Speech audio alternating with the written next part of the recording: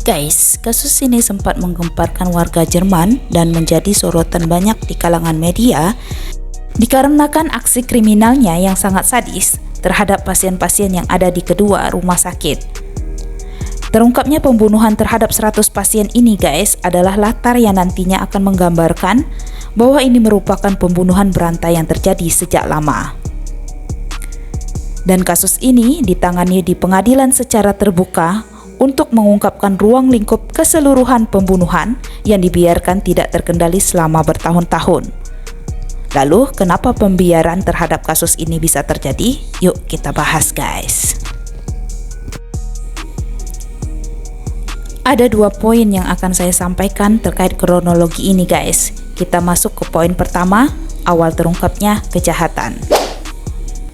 Anis Holden yang akrab dipanggil Hogel ini bekerja pada 2 klinik, yaitu klinik Oldenburg 1999 sampai 2002 dan klinik Delmenhorst tahun 2002 sampai 2005.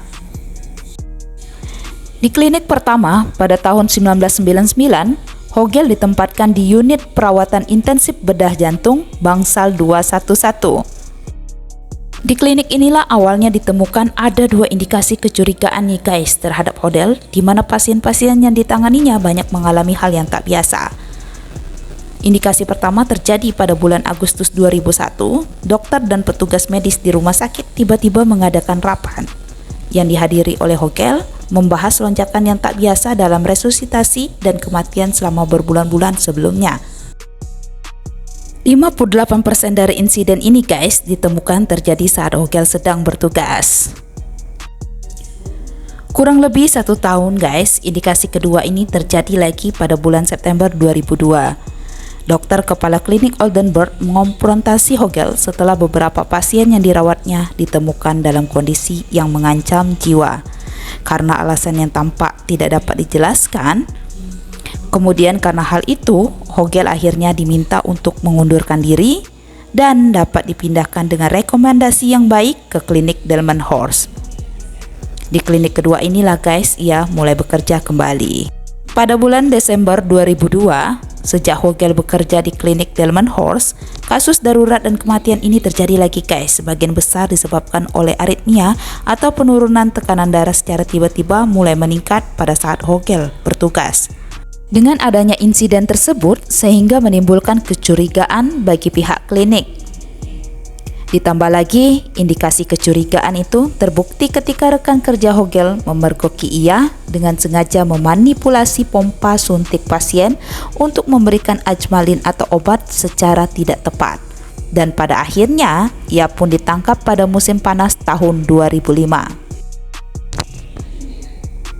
Masuk ke proses pengadilan.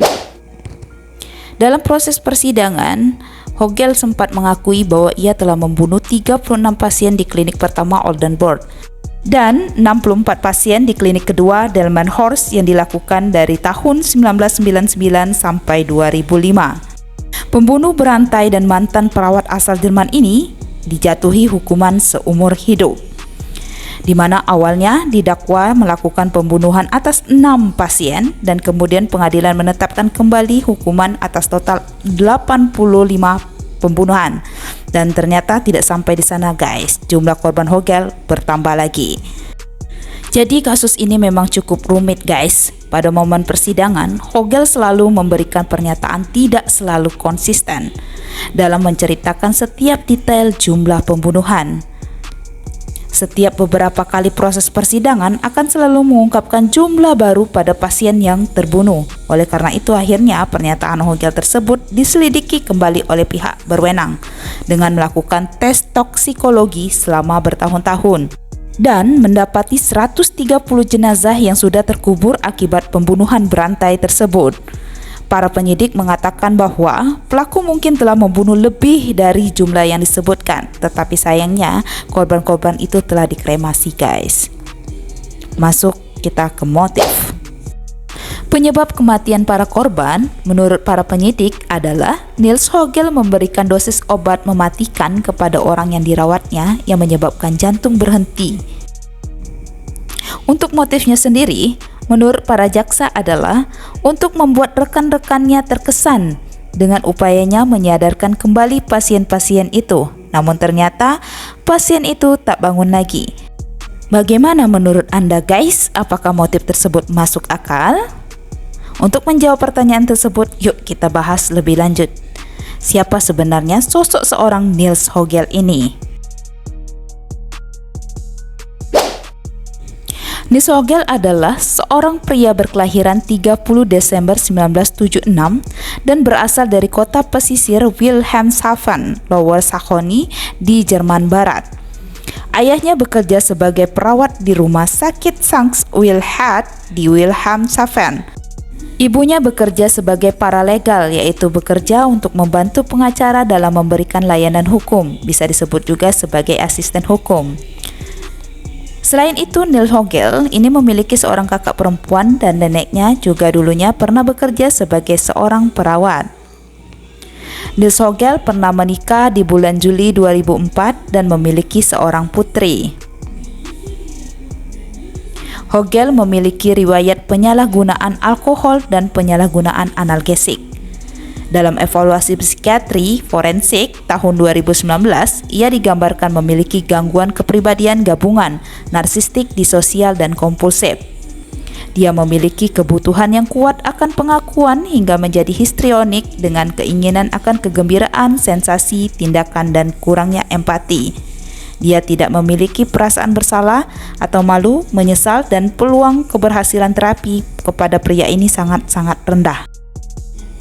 Pernah pada suatu momen, pria ini mengungkapkan bahwa pada pasca kelahiran putrinya, untuk mempertahankan euforia atau perasaan bahagianya ini guys, dia kemudian mengakui telah menyuntik seorang pasien perawat intensif yang sakit parah dengan zat beracun pada malam pertamanya bertugas setelah kelahiran putrinya tersebut guys.